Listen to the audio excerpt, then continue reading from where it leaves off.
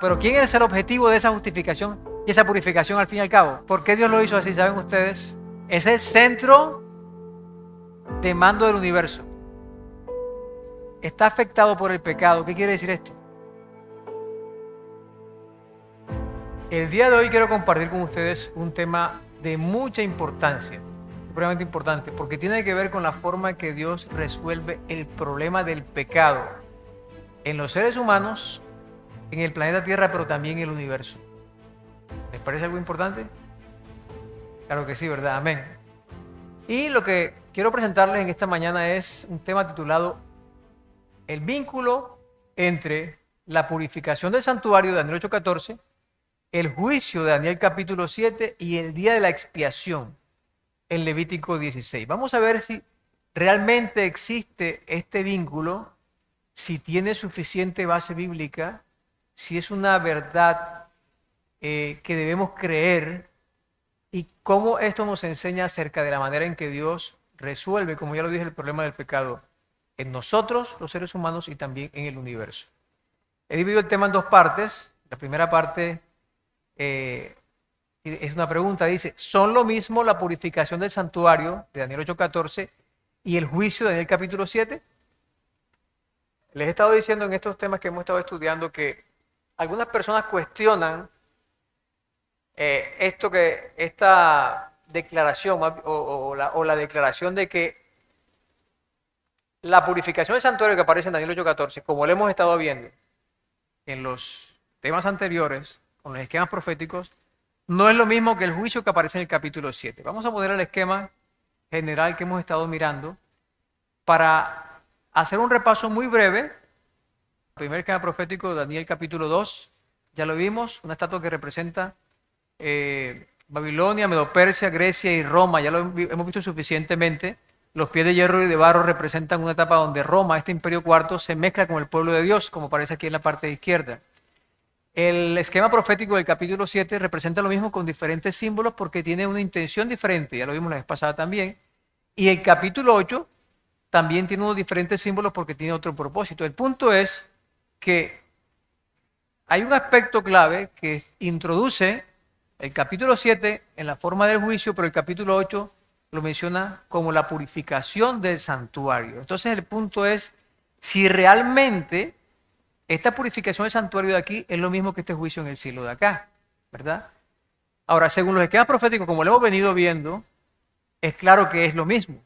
Pero vamos a ver hoy algunos detalles adicionales o evidencias bíblicas o conexiones bíblicas, relaciones bíblicas que ayudan a entender, a afianzar primero esto y a entenderlo mejor. ¿Está bien? Así que vamos adelante con esta primera parte. Si son lo mismo, la purificación del santuario del capítulo 8 con el juicio del capítulo 7. Aquí está el texto que es la base del estudio de hoy. Dice Daniel 8:14. Y él dijo, hasta 2300 tardes y mañanas luego el santuario será purificado. Algunas personas dicen, bueno, ¿cómo se puede conectar este versículo con el juicio? ¿Qué tiene que ver la purificación del santuario con el juicio del capítulo 7? ¿Me van siguiendo? ¿Acaso son lo mismo? Es un lenguaje diferente. ¿Cómo se relacionan? Vamos a verlo en esta hora. Primero que todo, miremos que este versículo es traducido de diferentes maneras en diferentes versiones. Hay algunas versiones, como la que están en la parte de arriba, que lo traducen con un sentido de limpieza, de purificación.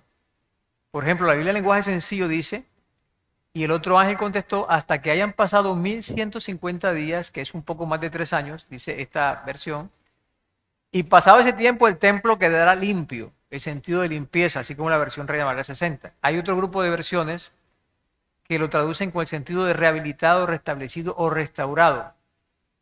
La Nueva Traducción Viviente dice, el otro le contestó, pasarán 2300 noches y mañanas, después el templo será restaurado. Pero hay otro grupo de versiones que traducen con el sentido de reivindicación, puesto en condición correcta, justificación. Y he tomado como ejemplo de este grupo la versión Reina Valera 1865, que dice, y él me dijo, hasta tarde y mañana 2300 y el santuario será justificado. Ahora la pregunta es, ¿cuál de esos tres sentidos es el que dice el texto bíblico? ¿Verdad? ¿Cuál es ese de esos tres? Vamos a verlo a continuación. El caso, bueno, he elegido la versión Reina Valera 1865 porque es bastante literal en todo el sentido. El punto es que la palabra que se traduce como justificado, limpiado, purificado o reivindicado es el término hebreo sadak. Y sadak, sin lugar a duda, tiene un significado de, aquí vamos a leerlo, lo que dice el diccionario Bain, en principio, dice, el significado básico de sadak es ser recto o justo. Dice además, es un término jurídico que involucra todo el proceso de justicia. O sea, la palabra sadak tiene que ver con justificar o declarar justo. Y es un proceso de justicia, porque para declarar a alguien o algo justo, debe pasar por un proceso. Ahora, generalmente yo a ustedes les he dicho que el significado de los términos bíblicos no está dado por los diccionarios, está dado por la forma en que la Biblia lo usa. Pero hoy he usado, mostrarles primero el significado en vista de que vamos a confirmarlo, y es un término que es suficientemente claro en la Biblia, que indica justificación, sadak, ¿ok? Justificar, aquí está. Así que, desde ese punto de vista, la traducción más apropiada debería ser justificado. 2300 tardes y mañana y luego el santuario será justificado, como lo traduce bien aquí la versión Reina Valera 1865. Eso digamos que es el sentido literal, preciso de este término, o de este versículo, perdón. Ahora, veamos entonces este ejemplo. Deuteronomio 25:1 en la versión Reina Valera 60 dice así: si hubiere pleito entre algunos y acudieren al tribunal para que los jueces los juzguen, dice, estos absolverán al justo y condenarán al culpable. ¿Dónde aparece la palabra sadak aquí? Vamos a verlo enseguida. Resulta que el término que traduce como absolverán aquí es sadak. O sea, ahí se puede traducir también, estos justificarán al justo y condenarán al culpable. Es lo mismo, absolver, o sea, quiere decir que una persona justificada es absuelta, es inocente, ¿no? Pero el término preciso es justificar. ¿Cómo lo traducen otras versiones? Como vamos a ver ahorita. Ahora miren esto. Si la versión moderna dice justificarán. Ahora, demos cuenta aquí de un par de detalles. Aquí está el término sadak. Aparece el término justo al lado siempre. Hay otros términos similares a sadak, sadik y otros más que tienen que ver con justicia, también con justificación. Pero quiero llamar su atención al contexto de este pasaje. Miren que está en un contexto de juicio. Los jueces los juzguen, condenarán. O sea, es un proceso de juicio, como decía la definición.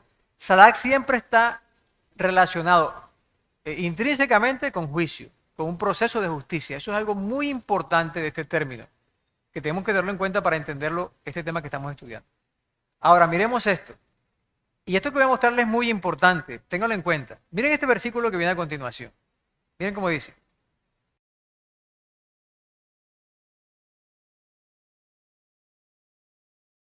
Y dijo a los jueces, mirad lo que hacéis, porque no juzgáis en lugar de hombre, sino en lugar de ¿qué?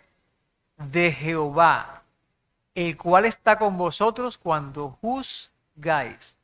Así que aquí lo que está diciendo es que los jueces del pueblo de Dios realmente estaban actuando en lugar de Dios. O sea, es como si Dios juzgara. O sea, el juicio le pertenece a Dios. Todo juicio le pertenece a Dios, igual en el presente. Cuando una persona que tiene una investidura, una responsabilidad de juez, tuerce el derecho, está representando mal a Dios, porque él debe juzgar de acuerdo, como dice aquí, está juzgando en lugar de Dios, porque todo el juicio le corresponde a Dios. Este punto no quiero que lo olviden porque vamos a retomarlo o vamos a conectarlo con lo que viene, o está relacionado, como dije, intrínsecamente. El hecho es este, aquí está, que quien juzga realmente es Dios. Los seres humanos son representantes suyos, los que tienen esa investidura, pero deben ejercer el juicio de acuerdo a la justicia de Dios. Un ejemplo más de sadak, dice aquí, Éxodo 23:6, la Biblia textual, no pervertirás el derecho de tu gente pobre en su causa. Te alejarás de acusaciones falsas y no matarás al inocente ni al justo, porque yo no justificaré al culpable. ¿Quién? Dios.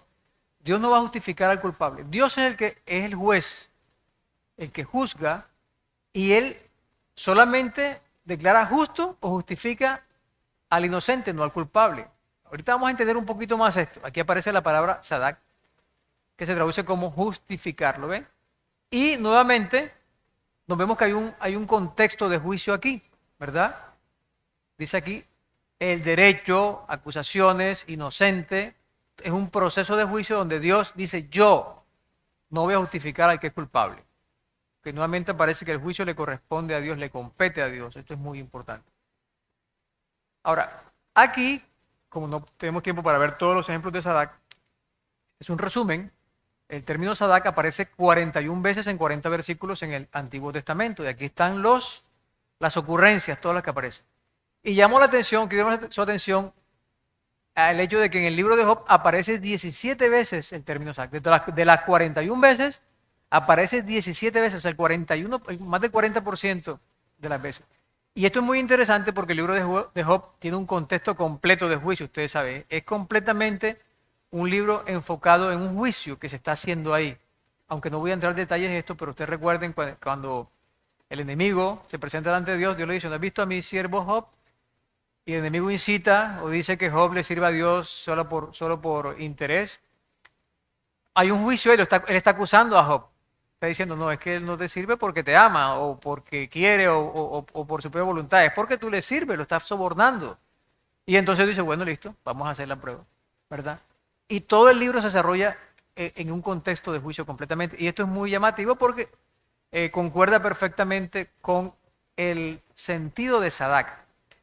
Ahora, quiero que prestemos atención a este pasaje que está aquí porque es algo supremamente importante y maravilloso. Miren cómo dice Primero de Reyes, primer libro de Reyes, capítulo 8, versículos 31 y 32. Dice, si alguno pecare contra su prójimo y le tomaren juramento haciéndole jurar, y viniera el juramento delante de tu altar en esta casa, tú oirás desde el cielo y actuarás, y juzgarás a tus siervos, condenando al impío y haciendo recaer su proceder sobre su cabeza, y justificando al justo para darle conforme a su justicia. Vamos a destacar un par de cosas en este pasaje. Lo primero es que ahí aparece el término Sadak, ¿se dan cuenta? Justificando es Sadak, justificar, al justo, nuevamente asociado, y aquí otra palabra relacionada a justicia, son todos términos asociados. En hebreo son similares, de la misma raíz. Eso es lo primero. Lo segundo es que hay un contexto de juicio, ¿se dan cuenta? Juzgarás, condenando, hay un contexto de juicio. Se condena al culpable, se justifica al justo o al inocente, ¿verdad? Pues ahora presten atención a lo que viene, que es una de las cosas más importantes y tiene conexión con lo que ya hemos estado viendo. Miren cómo dice aquí. Salomón orando, él está orando, es la dedicación del templo, del santuario en Jerusalén, y dice, y viniera el juramento delante de tu altar en esta casa, o sea, en el templo, en el santuario, dice, tú oirás ¿desde dónde? Desde el cielo. Lo que quiere decir aquí, vamos a mostrarlo gráficamente primero, más bien. Ok, miren esto. El primer aspecto es que existe una correlación entre el santuario de la tierra y el santuario del cielo. Salomón ora en el santuario en la tierra, en el templo de Jerusalén, y Dios escucha ¿desde dónde? Desde el cielo. Porque lo que quiere decir es que el santuario de la tierra, el templo de la tierra, era una representación o un símbolo del santuario del cielo, pero la morada verdadera de Dios es en el cielo, aunque Él se manifestaba muchas veces en el santuario de la tierra, ¿verdad? Lo sabemos. Así que hay una correlación, santuario de la tierra con el del cielo. Vamos a ampliar esto un momentito. Y el segundo elemento es que Dios justifica desde el santuario que está en el cielo. Aquí lo dice, ¿verdad? Tú oirás desde el cielo, desde esta casa, y dice aquí, justificando. O sea, el proceso de juicio de Dios para justificar o para condenar ocurre en el santuario que está en el cielo. Esto es muy importante. Supremamente importante porque tiene que ver con el tema que estamos estudiando, ¿ok? Así que, como dije al principio, este tema tiene que ver con la forma en que Dios resuelve el problema del pecado en los seres humanos y también en el universo. Vamos a entender por qué en el universo, ¿cómo así? Ahora, entonces aquí tengo una declaración, ¿verdad? Dice, en el santuario celestial, Dios lleva a cabo la justificación. que es declarar a alguien o algo justo en un juicio. O sea, es una declaración de que una persona es justa o de que algo es justo. Y eso se realiza ¿dónde? En el santuario, lo hace Dios en el santuario del cielo. ¿Está claro esto? Esta es una de las verdades más importantes, hermanos, amigos, que el pueblo de Dios en todo el mundo debe conocer y que realmente muchos no han tenido la oportunidad de estudiar. Pero aquí lo dice el texto bíblico, Dios justifica desde el santuario que está en el cielo. Quiero que presten mucha atención a la pantalla y fíjense en los dos términos que aparecen ahí en amarillo, justificación y juicio. ¿Ok? Vamos a darnos cuenta cómo estas dos palabras ahora encajan perfectamente en la gráfica que tenemos de Daniel, lo que hemos estudiado, y entre Daniel 8 y Daniel 7. Miren esto. Recuerden lo que dice aquí, que en el santuario del cielo Dios lleva a cabo la justificación, que es un proceso de juicio para declarar a alguien justo. ¿Okay? Ahora miren la gráfica. Presten atención. Miren, aquí aparecen los dos términos, justificación y juicio. Miren cómo encajan perfectamente en los dos aspectos de Daniel 7 y Daniel 8 respectivamente. Daniel 7 el juicio y Daniel 8 la justificación. Ahora, ¿qué nos indica esto? Miren lo que nos indica. El juicio hace referencia al evento como tal, pero la justificación hace referencia al proceso, ¿sí? Entonces, lo que estamos viendo aquí es que en el capítulo 7 de Daniel se nos describe y se nos dice que habría un juicio en el cielo entre la actividad del cuerno pequeño y antes de la venida de Jesús. Por eso algunos le llaman el juicio previo al advenimiento. Pero el capítulo 8 lo que está indicando es que ese juicio corresponde con un proceso judicial que tiene que ver con la justificación del santuario. Pero son lo mismo. Solo que uno habla, repito, del evento y el otro habla del proceso. ¿Quedó claro eso? ¿Alguien tiene alguna duda? ¿Claro? Hágame así. Sí, ok, perfecto. Ahora, ahí queda una preguntita, ¿verdad? Bueno, ¿cómo así que el santuario puede ser justificado? ¿Acaso no son solo las personas que son justificadas? ¿Cómo puede un objeto o algo inanimado ser justificado? ¿Y qué quiere decir esto? Vamos a verlo brevemente ahorita.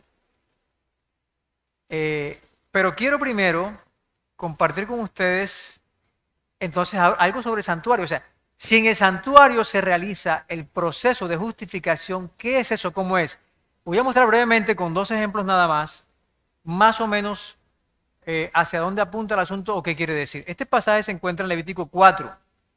Lo que ocurría cuando un israelita, cuando una persona del pueblo pecaba. Miren cómo dice el texto bíblico.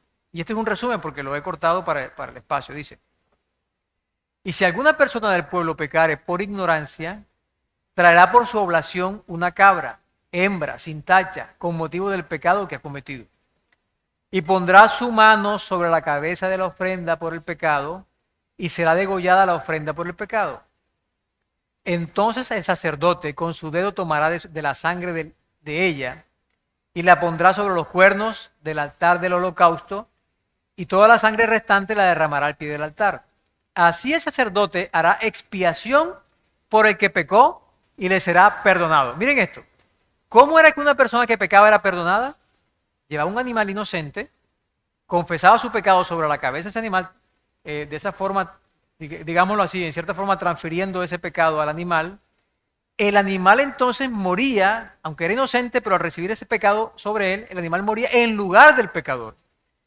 Y entonces el pecador, después de hacer un proceso con la sangre del sacerdote, el pecador quedaba ahí, era inocente, porque el animal había pagado la culpa del pecado por él, había muerto.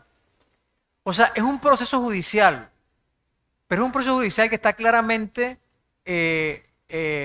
¿cómo se llama la palabra? Es objetivo, puede ser verificable, no es un perdón subjetivo, no depende del estado de ánimo de Dios. Alguien tenía que morir por el pecado, solo que muere un sustituto, que en este caso es un animal, ¿verdad? Entonces, esto es un proceso de juicio para declarar a una persona inocente. ¿Y dónde ocurría? En el santuario. Pero esto solamente era simbólico, ustedes lo saben. Esto era un símbolo, no era una realidad. El animal no es el que paga por una persona, ¿verdad? O es la persona misma o es Jesús el sustituto. Así que simbolizaba algo Pero está estableciendo en el santuario que el proceso es un proceso judicial verificable, objetivo, como dije ahorita, ¿verdad? Bueno, ahora voy a presentarle solamente como un resumen la relación que existe entre el santuario de la tierra y el santuario del cielo. No voy a entrar en detalles por causa de tiempo, eso lo haré en otro tema. Y de hecho lo tengo en otros temas de mi canal que ustedes pueden mirar, de temas de Apocalipsis y de Daniel también. Ahorita solo voy a mencionar para recordarlo. Estos tres pasajes que aparecen aquí nos muestran algo muy importante sobre esta conexión entre el santuario de la tierra y el santuario del cielo. Nos dice que el santuario terrenal era un antitipo, una sombra, un ejemplo y una parábola del santuario celestial. O sea, el propósito del santuario terrenal era enseñarnos acerca del santuario celestial. Lo que ocurría en el santuario terrenal era un ejemplo, una enseñanza, una parábola para que pudiéramos entender cómo es que Dios trata con el pecado, cómo es que justifica al ser humano, cómo resuelve el problema del pecado. O sea, que cuando estudiamos el santuario terrenal, sus servicios, sus ceremonias, podemos entender realmente qué es lo que ocurre en el santuario celestial, ¿verdad? Y como hemos visto, no en esta serie de Daniel, sino en la serie de Apocalipsis, realmente lo que está pasando es que Jesús está en el santuario celestial en estos momentos y allá está haciendo lo que era simbolizado por los sacerdotes aquí en la tierra en el santuario terrenal, ¿ok? Especialmente en el tabernáculo. Así que estos principios nos pueden ayudar a entender y nos van a ayudar a entender qué significa la justificación del santuario, porque tiene que ver con el proceso de justicia. Un ejemplo más lo encontramos en los dos sacrificios o en el sacrificio que se realizaba 2 veces realmente durante cada día, también en el santuario. Dice así Éxodo 29, 38 y 39. Esto es lo que ofrecerás sobre el altar, 2 corderos de 1 año cada día, continuamente. Uno de los corderos por la mañana y otro cordero ofrecerás a la caída de la tarde.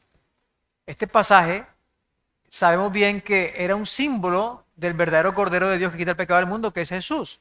Así que vemos nuevamente que Jesús, el Cordero, era simplemente un símbolo y Jesús fue la realidad. Él murió por los pecados del mundo. Si Jesús no muere, no entrega su vida, los seres humanos no pueden ser salvos porque había que pagar por el pecado. Y esto es donde ocurre en el santuario. Así que nuevamente volvemos al mismo punto. Es un proceso judicial donde Dios hace un juicio para declarar inocente o justo a una persona, justificarla, o en caso de que no se acoja a su proceso, al proceso de salvación, de justificación, sería condenada, ¿verdad? Porque ella lo elige así, no porque Dios lo condena. Ahora, podemos decir entonces, y este es un resumen y un intento de un acercamiento a esta idea de qué significa la justificación del santuario. Si a usted se le ocurre una mejor definición, escríbamelo en los comentarios y no hay ningún problema. Esta es una propuesta que yo hago, ¿verdad? Entonces, ¿qué es la justificación del santuario? Lo pongo en estos términos. Es la verificación de la justicia, ya lo voy a explicar, operada en el santuario celestial para justificar a los salvos. Es como la verificación del sistema de justicia, del sistema judicial de Dios. O sea, en el santuario está el sistema judicial de Dios, ¿verdad? De cómo justifica al ser humano. Bien, ese sistema judicial es puesto a prueba. ¿Es justo ese sistema judicial? ¿Es verdaderamente justo? ¿O las personas se pueden salvar porque Dios hace algo ahí que no es completamente justo? Entonces, cuando se refiere a la justificación del santuario, es como la examinación, el examen que se le hace a ese proceso de justicia para declarar, para verificar que sea justo o no sea justo. Dios es tan justo y tan transparente que Él permite que su sistema de justicia sea escrutado, sea puesto a escrutinio. Bueno, vamos a revisar si lo que Dios hizo realmente fue correcto. Si la gente se salvó por un proceso realmente justo, o si se perdieron porque realmente no cumplieron con un proceso justo. Eso es lo que es la justificación. En algún punto de la historia, según Daniel 8, este proceso de justificación comenzaría y llevaría una culminación, porque va a terminar. Entonces, Esto es lo que yo propongo que es una definición de justificación del santuario, porque tiene que ver con que en algún momento se declare que lo que Dios hizo en el santuario para salvar al ser humano fue justo. Eso es la justificación. El santuario queda entonces justificado. ¿Ok? Eso en cuanto a la primera parte. Ahora, entonces vamos a una pregunta y es, ¿son lo mismo la justificación del santuario, Daniel 8:14, y el juicio en Daniel 7? Pues ya vimos que sí, porque el juicio habla del evento. Alguien es llevado a juicio para determinar si es inocente o culpable. Y la justificación es el proceso que se realiza para justificar al individuo o a las cosas. Ahora, quiero decir algo. Aunque la justificación del santuario está orientada, apuntando al santuario como tal, ahorita en la segunda parte vamos a ver que esta justificación del santuario también alcanza a los individuos que están en el santuario. O sea, la justificación del santuario también tiene que ver con la justificación de los seres humanos, por supuesto, porque ahí es que somos justificados. ¿Me van a entender? Muy bien, ahora pasemos a nuestra segunda parte, que también es supremamente importante, como nos vamos a dar cuenta. Y también es una pregunta. Y dice así, ¿cómo se relaciona la justificación del santuario, que acabamos de ver en Daniel 8, con el día de la expiación en Levítico 16? Vamos a ver entonces qué enseña la Biblia al respecto. Si se relaciona o no se relaciona. Comenzaremos diciendo que para beneficio de las personas que no están muy familiarizadas con esto del día de la expiación, de pronto he dicho esto aquí y alguien dice, bueno, pero ¿qué es el día de la expiación? Entonces voy rápidamente a explicar esto. He hecho un resumen de todo el capítulo 16. Esto fue lo que más pude resumir, donde se puede visualizar de forma general qué es el día de la expiación. Levítico capítulo 16, o el día de las expiaciones realmente la forma correcta. Ese día había varias expiaciones. Y el término que se usa ahí, Kippur, es un término plural. Dice así el versículo 2 de Levítico 16. Y Jehová dijo a Moisés, di a Aarón, tu hermano, que no en todo tiempo entre en el santuario detrás del velo, delante del propiciatorio que está sobre el arca. De la congregación, versículo 5, de los hijos de Israel tomarán 2 machos cabríos y echarán suertes Aarón sobre los 2 machos cabríos, una suerte por Jehová y otra suerte por Azazel. Versículo 15. Después degollará al macho cabrío por el pecado del pueblo y llevará la sangre detrás del velo adentro y la esparcirá sobre el propiciatorio y delante.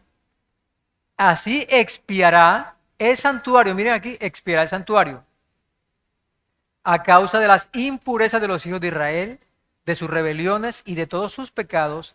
De la misma manera hará también con la tienda de reunión. Y saldrá al altar que está delante de Jehová y también lo expiará. Y esparcirá sobre él de la sangre con su dedo 7 veces. Y lo limpiará y lo santificará de las inmundicias de los hijos de Israel. Sigamos leyendo, versículo 20. Cuando hubiera acabado de expiar el santuario y la tienda de reunión y el altar, hará traer el macho cabrío vivo. Habían 2 machos cabríos, uno que moría y uno que quedaba vivo.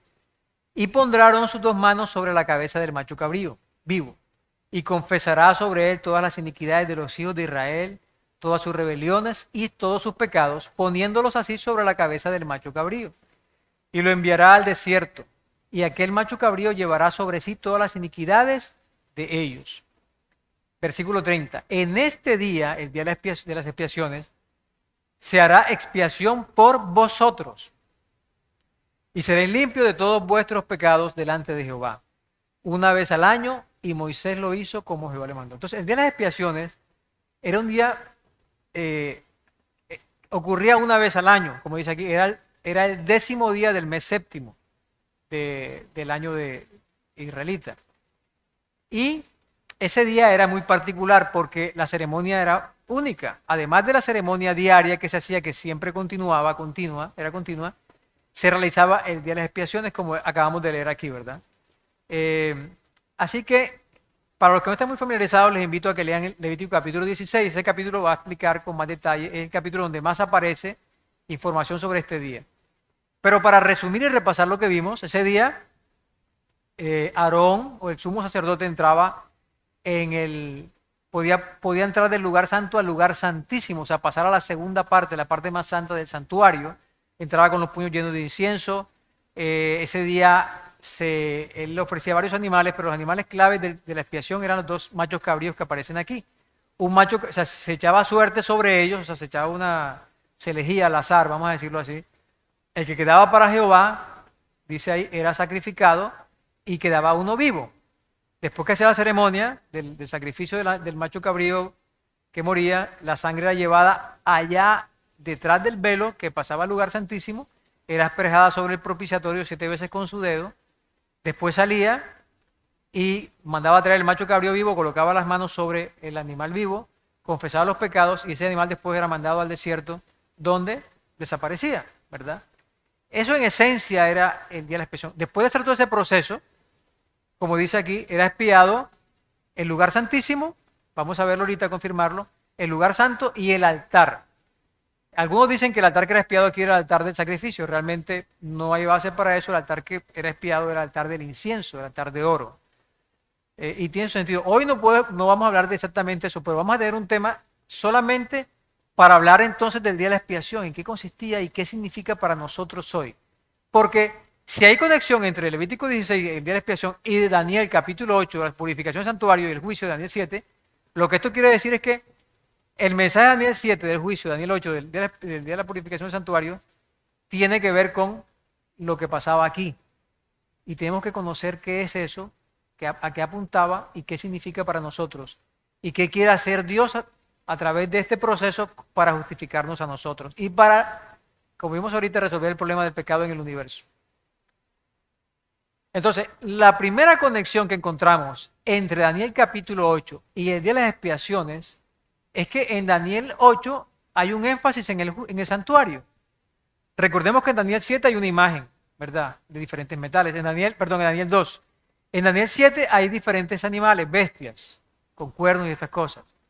Pero en Daniel 8 aparece unos animales simbólicos y también se habla de la purificación del santuario, pero hay un lenguaje enfático. Miren aquí, por ejemplo, estos versículos 11, 14, 25 y 26. Miren que la palabra santuario se menciona 3 veces ahí. ¿Se dan cuenta? 3 veces aparece la palabra santuario. Y hay un contexto de santuario aquí. Dice aquí el continuo, que tenía que ver con las acciones de Dios relacionadas con el santuario para salvar, ¿verdad? El animal que era ofrecido continuamente, mañana y tarde, el ministerio en las lámparas, el ministerio de los panes, todo tiene que ver con el continuo ahí. Dice aquí, es un contexto de santuario, aparte de los nombres que aparecen en un santuario, ¿verdad? Y dice, hasta 2300 tardes y mañanas, y el santuario será purificado. O sea, el asunto aquí en Daniel 8, el asunto clave, es la purificación del santuario. O sea, lo que quiere decir que Daniel 8 sí tiene una conexión, por lo menos, con el santuario. Y el santuario es el elemento clave en Levítico 16, ¿ok? O sea, vemos una conexión. El santuario en Daniel 8, el santuario en Levítico 16. Porque el santuario era el que era justificado o expiado en Levítico 16. Nuevamente acá lo repite, ¿verdad? La visión de las tardes y mañanas de la purificación del santuario. El segundo vínculo que encontramos es el uso de símbolos relacionados con el día de la expiación. Por ejemplo, aquí hemos visto que aparecen 2 símbolos, el carnero y el macho cabrío. Aquí están, ¿ven? Daniel 7, una imagen, cualquiera con metales, unas bestias, pero en el capítulo 8, de forma interesante, aparecen 2 animales que eran del sistema sacrificial. Un macho cabrío, ¿recuerdan? Macho cabrío, aquí está. Aquí está una porción de Levítico 16, miren las conexiones aquí. Y no son todas las conexiones porque hay más, solo puse un resumen. Miren todas las veces que aparece el macho cabrío aquí en Levítico 16. ¿Verdad? Y estos animales, cuando aparecían juntos, en un contexto aislado, siempre, o las únicas veces que se usan, es para hablar del día de la expiación. Ellos pueden aparecer juntos en otras ceremonias, pero no aislados, pero solamente aparecen en el día de la expiación. Así que esta es una conexión muy fuerte, la que tenemos acá. El tercer vínculo es que existe una correspondencia, y presten atención a esto, en los nombres del santuario, tal como se usan en Daniel 8, y en Levítico 16. Miren esto que les voy a presentar porque es muy interesante. Resulta que aunque en Daniel 8 aparece 3 veces la palabra santuario en la versión Reina Valera 60 o en español, lo cierto es que estas tres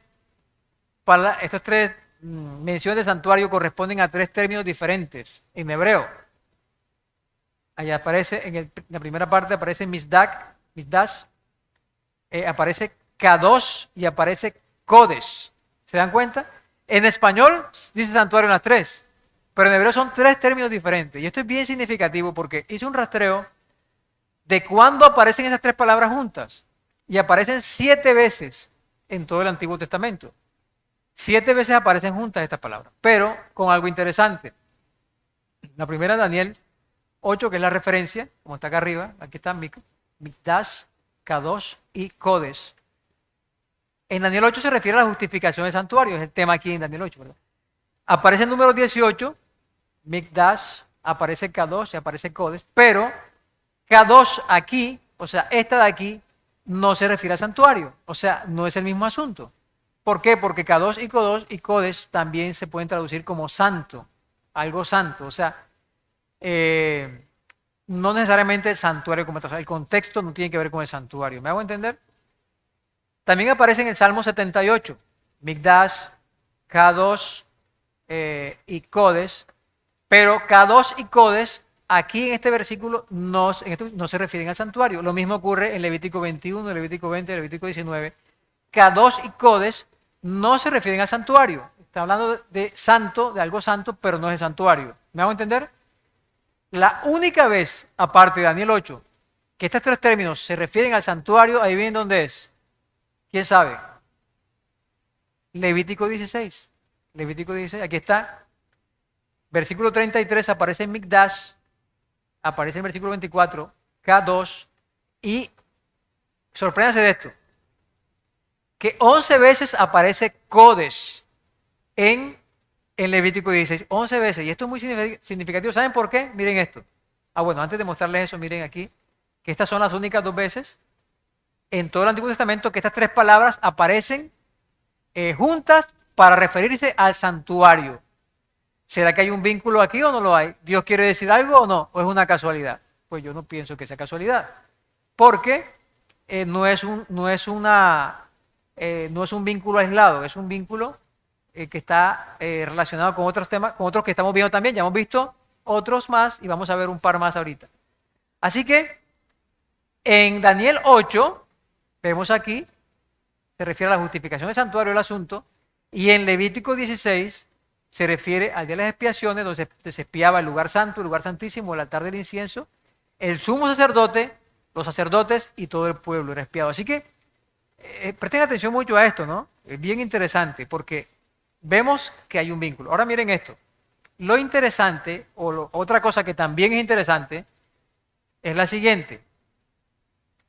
Voy a mostrarles de forma comparativa Daniel 8, ya vimos que aparece 3 veces, y dónde aparecen esas 3 palabras en Levítico 16. Miren aquí. Mikdash, dice así, versículo 33, y hará la expiación por el santuario, ahí es Mikdash, y la tienda de reunión, también hará la expiación por el altar, por los sacerdotes y por todo el pueblo. ¿Se dan cuenta? Aquí está, Mikdash. Kadosh aparece en el versículo 24. Lavará luego su cuerpo con agua en el lugar del santuario Kadosh, y después de poner sus vestidos saldrá y hará el holocausto. Y Kodesh aparece en el versículo 2 y dice, y Jehová dijo a Moisés, di a Aarón tu hermano que no en todo tiempo entre en el santuario, en el Kodesh. Lo interesante con este versículo, esta palabra que aparece 11 veces, es esto, miren aquí. Kodesh se usa en Levítico 16 para referirse al lugar santísimo. Esto es bien interesante. Miren aquí lo que está en amarillo. ¿Cómo sabemos? Porque dice que no en todo tiempo entre al Kodesh, que queda ¿dónde? Detrás del velo, delante del propiciatorio que está sobre el arca. O sea, está diciendo que no pase a esa Kodesh, ese lugar santísimo, porque es el que está detrás del velo. ¿Se dan cuenta? Y las 11 veces que aparece en Levítico 16 se refiere al lugar santísimo. O sea, Kodesh en Levítico 16 quiere decir lugar santísimo, donde ocurría que la expiación. Y resulta que Kodesh aparece también en Daniel, como una palabra para santuario. Ahora, No siempre Codes en el resto del Antiguo Testamento se refiere al lugar santísimo, pero en Levítico 16 sí se refiere al lugar santísimo, ¿ok? Como también en Levítico 16 el lugar santo se refiere, es referido como la tienda de reunión. Cuando se dice la tienda de reunión en el Levítico 16 está hablando del lugar santo y Codes es el lugar santísimo, ¿ok? Ahora, el cuarto vínculo entre Daniel capítulo 8, la justificación del santuario, y Levítico 16 es que existe un paralelo. Escuchen bien que esto es supremamente impactante. Un paralelo entre justificar y limpiar. ¿Cómo así? Porque algunas personas dicen, no, ¿qué tiene que ver la purificación del santuario o la justificación del santuario con Levítico 16? Vamos a verlo. Leemos primero en Levítico 16 las dos veces que aparece, que se usa el término tajer, que es limpiar. Dice así, versículo 19, y esparcirá sobre él de la sangre con su dedo 7 veces, ¿y qué? Y lo limpiará, ahí se usa tajer, y lo santificará de las inmundicias de los hijos de Israel. Miren de qué lo limpia. ¿De qué? De las inmundicias de los hijos de Israel. Versículo 30, porque en este día se hará expiación por vosotros y seréis limpios, tajer. De todos, ¿de qué cosa van a ser limpios? De la ropa sucia, del mugre, del carbón o de la tierra. Dice, de todos vuestros pecados.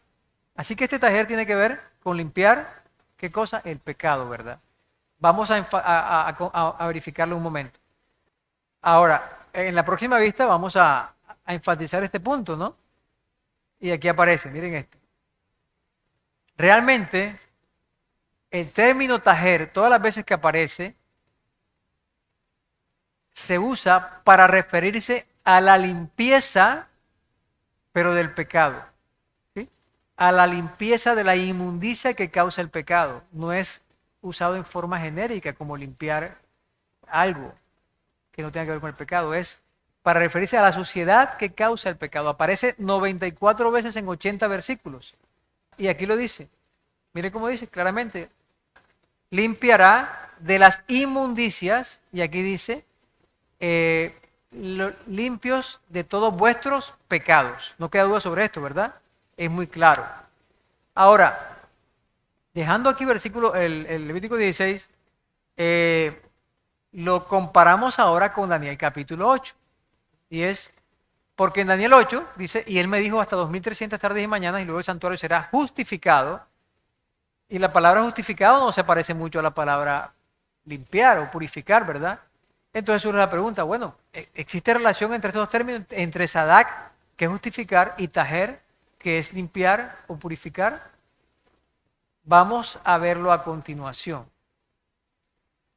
Resulta que en este versículo, Job 4:17, es el único versículo en el Antiguo Testamento que tiene un paralelo directo entre justificar, tajer, y justificar, sadak, y limpiar, tajer, como está aquí. Dice así, será el hombre más justo, sadak, el mismo término que aparece en Daniel 8:14, que Dios. Será el varón más limpio, tajer, que el que lo hizo. Se dan cuenta que hay un paralelismo, ¿verdad? Será el hombre, aquí dice será el varón, es lo mismo, una equivalencia. Este es un paralelismo sinónimo, se llama esto. Será el hombre más justo, el hombre, aquí el varón, más justo, sadak, y aquí dice más limpio. Dice que Dios, y aquí dice que el que lo hizo. Entonces quiere decir que cada uno de estos elementos es paralelo. Y entonces justo, o justificar, sadak, es paralelo con tajer. Es lo que queda claro aquí. Pero ocurre algo interesante. Esta es la única vez, como ya lo mencioné, que estos dos términos de forma directa aparecen en paralelo. Y hace un par de semanas escuché a alguien que decía que aunque eran paralelos, como Job usa un lenguaje poético, no puede tomarse como un paralelo real. Y esto es algo un tanto irrisorio incluso porque, primero que todo, el libro de Job, aunque es escrito en forma poética, tiene un contexto de juicio completo. Pero el que sea escrito en forma poética no anula la verdad que contiene, porque la poesía en la Biblia es simplemente otra forma de Dios expresar su verdad. pero en ninguna parte queda establecido y en ninguna parte en la Biblia puede verse que porque sea poético no es verdadero. Pero además de si usted lee en este versículo, ¿qué poético hay aquí? Lo único poético aquí es el lenguaje, para el paralelismo sinónimo, o sea, el estilo. Pero está diciendo aquí, mire, no es claro, no es, será el hombre, será el varón, paralelo, más que Dios, que el que lo hizo, paralelo. O sea, ¿qué es lo poético ahí? ¿Qué es lo que anula la verdad bíblica? Nada. Estos dos términos son paralelos y están de forma directa. Ahora, pero eso no es todo, porque aunque es el único versículo directo que hay otras cosas más que vamos a ver en un momento. Pero antes vamos a hacer una consideración aquí. Este mismo versículo que ya lo vimos, aquí está, en esta vista. Entonces, quiere decir esto, que el paralelismo que aparece en este versículo indica que justificar, o sea, sadak, es lo mismo que limpiar. Teniendo claro que limpiar el pecado no es limpiar cualquier cosa. ¿Está claro, verdad? Y surge una pregunta, bueno, ¿por qué? Vamos a entenderlo ahorita en unos momentos. Antes de ver eso, vamos a darnos cuenta que existe otra palabra para limpiar que es paralela con tajer y es saká, que aparece varias veces en paralelo también con sadak. O sea, no es tajer, es saká, pero ahorita vamos a confirmar que también es paralela con tajer. Por lo tanto, es suficientemente válida para establecer la relación entre sadak también y tajer, que son los términos que estamos considerando en este momento. Dice así, ¿qué cosa es el hombre para que sea limpio y para que se justifique el nacido de mujer? Lo mismo, un paralelismo sinónimo, ¿verdad? Solo que está invertido aquí, en el orden, ¿no? Pero es lo mismo. ¿Qué cosa es el hombre para que sea limpio? Para que se justifique. O sea, sigue el paralelismo. Hay una relación de equivalencia, de igualdad entre justificar y limpiar. ¿Por qué? ¿Qué piensan ustedes? Veamos, antes de escucharles, otro ejemplo. Job 25:4. Miren cómo dice. ¿Cómo pues se justificará, sadak, el hombre para con Dios? ¿Y cómo será limpio el que nace de mujer? Lo mismo, nuevamente. O sea, como dije ahorita, y lo repito, aunque sadak y tajer aparecen solamente una vez de forma directa como sinónimos, que sería suficiente, Dios nos regaló un grupo de versículos más a través de la palabra, del término saká, que también es paralela con tajer, ¿verdad? Para confirmar, mira aquí, o sea, justificar es paralelo con limpiar el pecado. Vamos a ver ahorita por qué. Ahora miren este versículo que es muy, muy, muy diciente. El Salmo 51, versículo 4 dice, contra ti solo he pecado y he hecho lo malo delante de tus ojos, para que seas reconocido justo, y escuchen esto que viene, justo en tu palabra y tenido por puro, saká, por limpio, en tu juicio. Primero vemos el paralelo que existe entre sadak y saká, ¿verdad? Justo y puro. Pero lo interesante es esto, miren de aquí. ¿No será mejor que dijera aquí, para que seas reconocido justo en tu juicio? Porque justo con juicio tiene más relación. Un juicio justo. Pero dice, para que seas reconocido justo en tu palabra y tenido por puro en tu juicio. O sea, este versículo refuerza la sinonimia, la igualdad entre justificar, sadak, y limpiar. Porque este versículo los intercala los dos, los invierte, ¿se dan cuenta? Justo debería decir justo en tu juicio. Porque justo con justicia, justificar con juicio, son más, para nosotros, pues, nuestra mente, son más relacionados, ¿verdad? Pero aquí no, dice justo en tu palabra y tenido por puro en tu juicio. Hace una inversión bien interesante, estableciendo, o más bien confirmando, que son términos completamente equivalentes. Sadak, justificar, y tajer o saká, limpiar, son equivalentes. Ahora miren esto, para que si alguno tiene alguna duda. En este versículo, Proverbios 29, se coloca en condición de igualdad Sacá, el que acabamos de ver ahorita, con Tajer, que es el que está en Levítico 16. O sea, que Sacá y Tajer son también paralelos exactos. Entonces nos genera aquí esto nos genera una gráfica, la he intentado representar de esa manera, que lo que quiero decir aquí es que estos tres términos son realmente intercambiables entre ellos. Justificar, limpiar, sacar y limpiar, tajer, no importa el que usted ponga. Por supuesto, dejando claro que limpiar del pecado, obviamente, que quede claro eso, ¿verdad? No es cualquier limpieza. Justificar, con limpiar y con sacar son equivalentes. Ahora, entonces quiero mostrarles, miren esto, los tres términos aquí que son equivalentes, justificar, sadak, limpiar, tajer y limpiar, sacar. Y vamos a leer este versículo, ¿por qué justificar llega a ser equivalente a limpiar el pecado? ¿Por qué?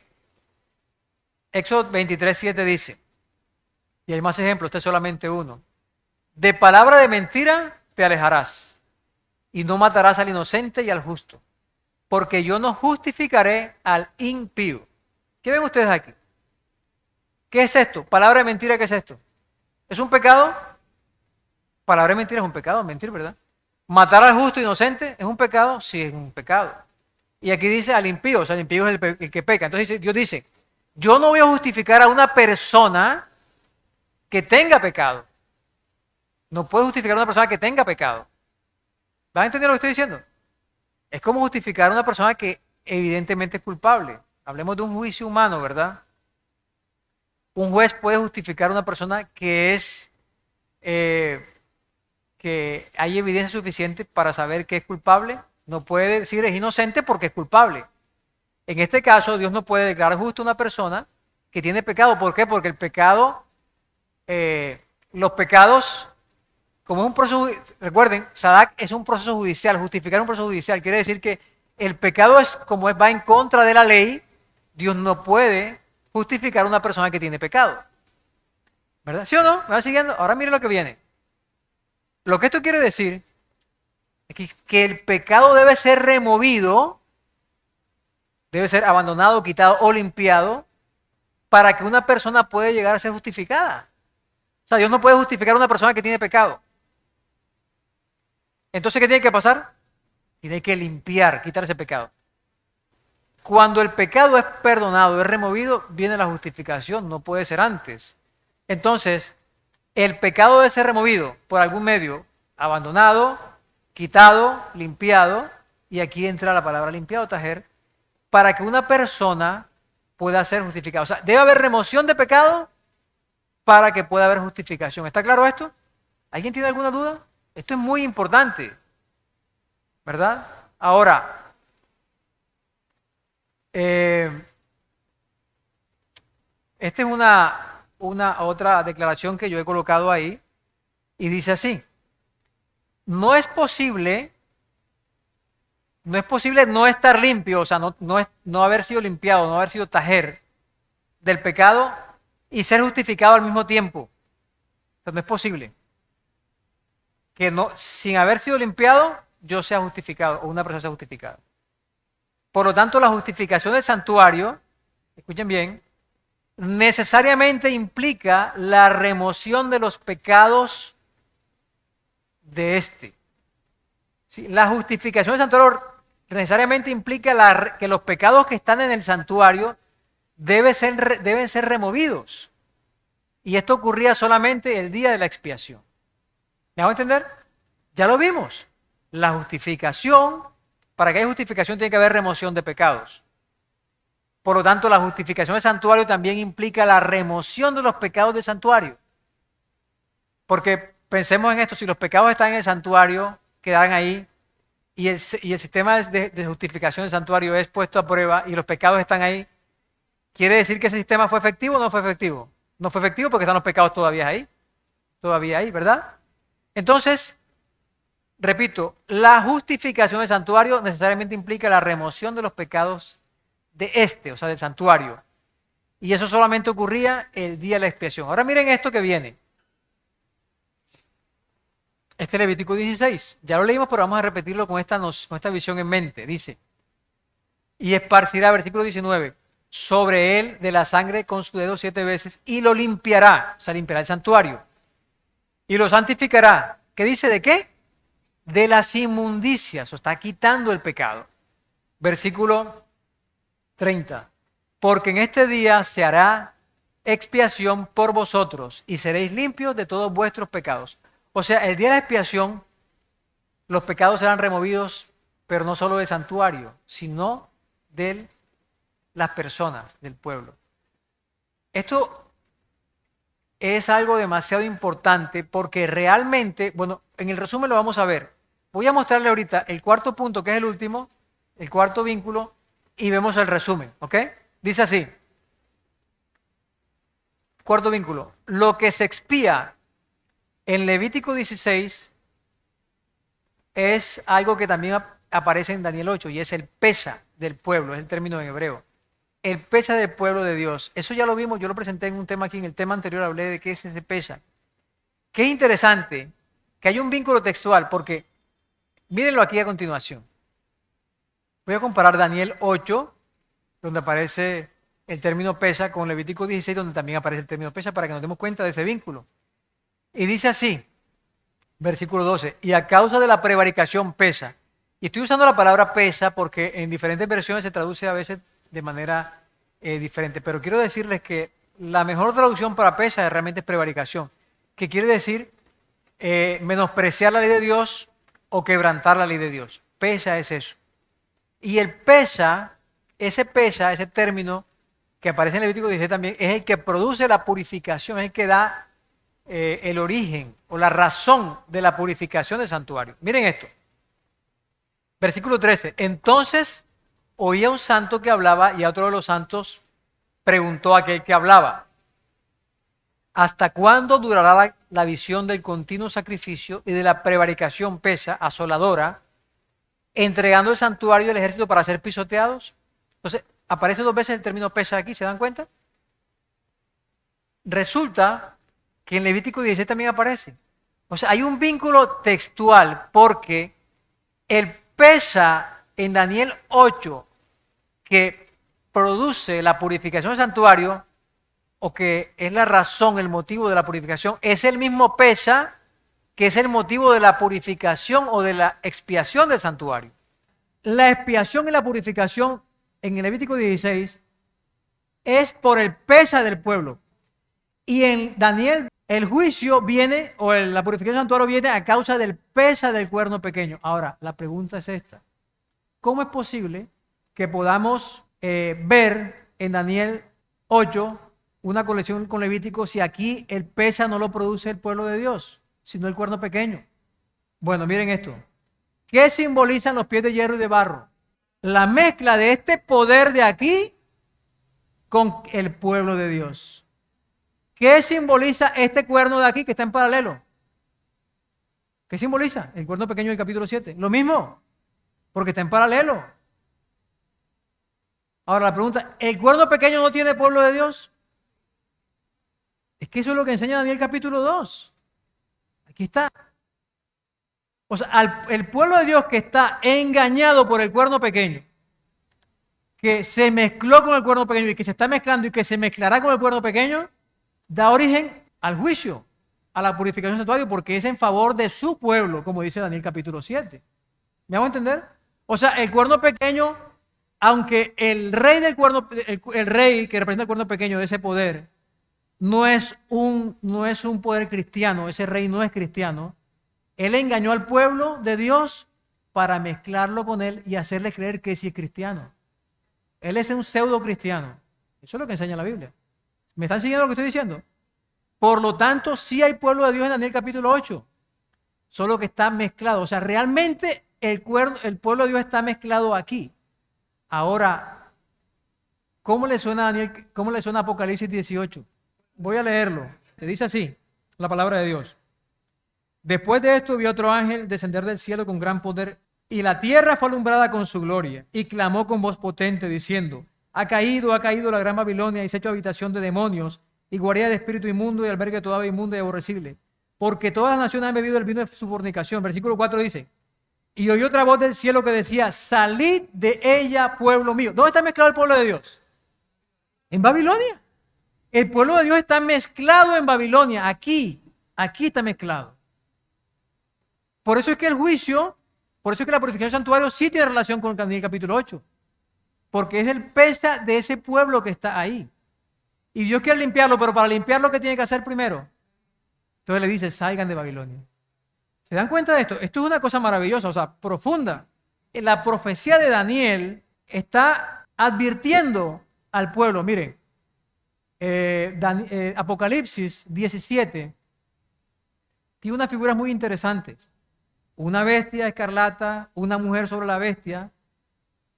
Esa mujer que está sobre la bestia de Apocalipsis 17 es la misma mujer del capítulo 12. Pervertida, ya está mezclada. ¿Qué está diciendo? Apocalipsis 17 anticipaba que el pueblo de Dios en su mayoría en el mundo, en el futuro se va a mezclar con ese poder y van a ser un solo. O sea, lo que pasó, escúcheme lo que voy a decir con esto.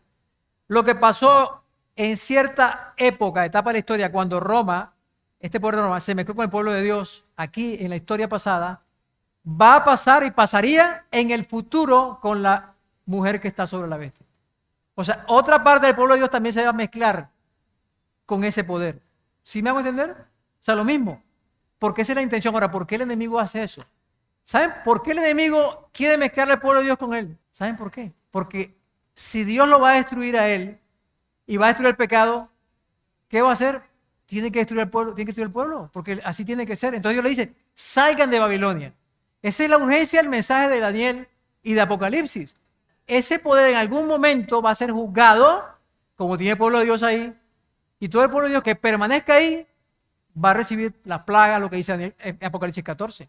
Esa es la importancia de la profecía de Daniel como base de la profecía de Apocalipsis. ¿Se dan cuenta? El mensaje del juicio de Daniel de Apocalipsis capítulo 14, que por supuesto está relacionado con esto porque es la continuación, Daniel y de Apocalipsis tienen continuidad, es un mensaje de salvación.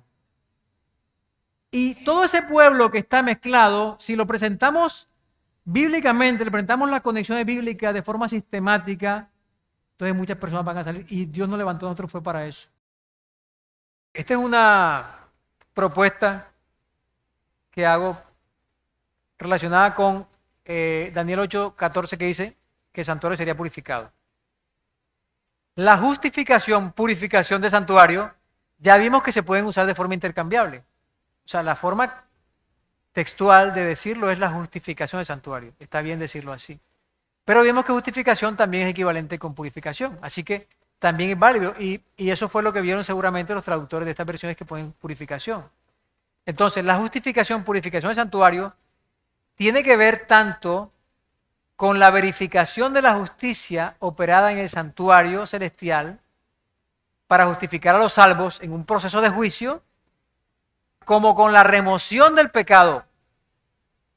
O sea, quitar el pecado del santuario. ¿Se dan cuenta? O sea, por alguna razón Dios no utilizó el término tajer en Daniel 2, en Daniel 8:14. Utilizó sadak, porque tajer solo tiene que ver con limpiar. Pero Dios quiere, precisamente en eso consiste la importancia de los esquemas proféticos. Dios está añadiendo información. Lo que Dios está diciendo es que justificar es igual a limpiar. Entonces, repito, la justificación, purificación tiene que ver con la verificación del sistema de justicia de Dios para justificar al ser humano, como con la limpieza o la remoción de los pecados del santuario. Que ya vimos en Levítico 16 que hay pecados en el santuario que deben ser quitados. Y esto lo dice Hebreos capítulo 9, pueden leerlo tranquilamente ustedes para que se den cuenta. Entonces, eso es lo que es justificación, purificación. El punto clave es este, que ambos aspectos, tanto la justificación como la limpieza del pecado, tienen un propósito primordial y es justificar, limpiar del pecado a los seres humanos. O sea, el santuario es algo que Dios utiliza para mostrar cómo es que resuelve el problema del pecado. Pero ¿quién es el objetivo de esa justificación y esa purificación al fin y al cabo? Los seres humanos. Somos el objetivo. En el santuario Dios realiza la purificación y la justificación de los seres humanos. Pero el mismo santuario, que es el que Ese sistema de justificación, de juicio, debe ser puesto a prueba y también debe ser limpiado porque es el que recibe esos pecados, vamos a decirlo así. Ahora, ¿por qué Dios lo hizo así? ¿Saben ustedes? ¿Qué es el santuario celestial? Es la morada de Dios. Es el centro de mando del universo. Si el santuario celestial está afectado por el pecado, ¿qué quiere decir esto? Que el pecado afectó a todo el universo. Dios lo que quiere mostrar ahí fue la forma que Dios eligió, ¿no?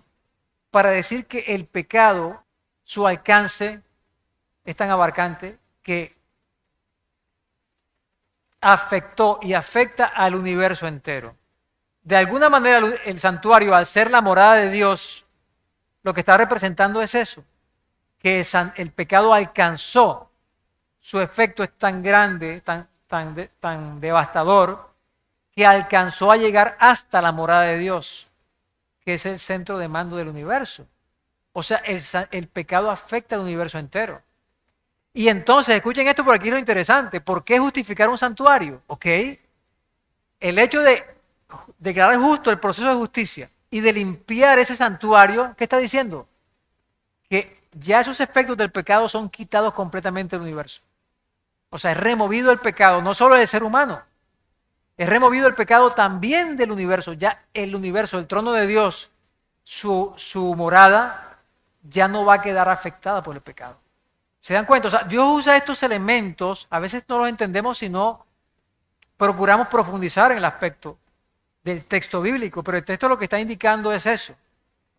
Dios eligió ilustrar de manera material, pero también ahí, en el santuario, como dije ahorita, al ser el centro de mando del universo, Dios está mostrando que al justificar el santuario, su sistema de justicia es completamente creíble, verificable, aceptable, pero también al remover los pecados del santuario está diciendo que ni una mancha de pecado va a quedar en el universo de Dios.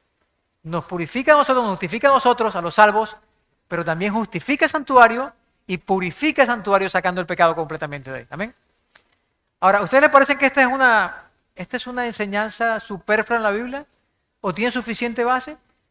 De hecho, Daniel, todas las secuencias proféticas de Daniel están apuntando hacia eso. El juicio en el capítulo 7 es el evento, pero la purificación del santuario, la justificación del santuario en el capítulo 8 es el proceso, donde Dios está llamando nuestra atención para que lo comprendamos al ir al santuario terrenal a estudiar y aprender cómo es que lo hace. Porque saben una cosa, y con eso termino. Únicamente en la forma en que Dios resuelve el problema del pecado, en el santuario, es que puede apreciarse completamente y verdaderamente el carácter de justicia de Dios. O sea, la justicia de Dios solamente se puede apreciar es ahí, porque ahí es que donde se puede apreciar el proceso que Dios lleva a cabo para justificar. Y se puede verificar. Ahí se puede ver que el Cordero de Dios dio su vida, que solamente el pecado se puede pagar con la muerte, pero la gracia y la misericordia de Dios se manifestó en que Él proveyó ese Cordero a morir en lugar del pecador que se arrepiente y lo acepta. ¿Dónde más se puede ver de forma tan objetiva, tan clara, la justicia de Dios y la misericordia y el amor de Dios? Solo en el santuario. Así que el santuario revela en su máxima expresión el amor y la justicia de Dios. Por eso es que en Apocalipsis, capítulo 10, hay un versículo que dice: cuando el séptimo ángel comienza a tocar la trompeta, el misterio de Dios se consumará. O sea, la máxima revelación del carácter de Dios es en el juicio, que aparece en Daniel 7, justificación en Daniel 8 y Apocalipsis 14. Ese juicio es un juicio de salvación. Y cuando nosotros nos ponemos a objetar esta enseñanza bíblica sin fundamento, nos estamos colocando del lado del enemigo. No le crea a las personas que dicen esto. Usted estudie su Biblia. Este tema lo puede repasar, lo puede estudiar con los versículos. Pero el enemigo está intentando que usted deje de ver el carácter de Dios, su amor y su justicia, y confundirnos y perdernos. Pero si usted quiere conocer la verdad, la puede conocer. Dios te bendiga.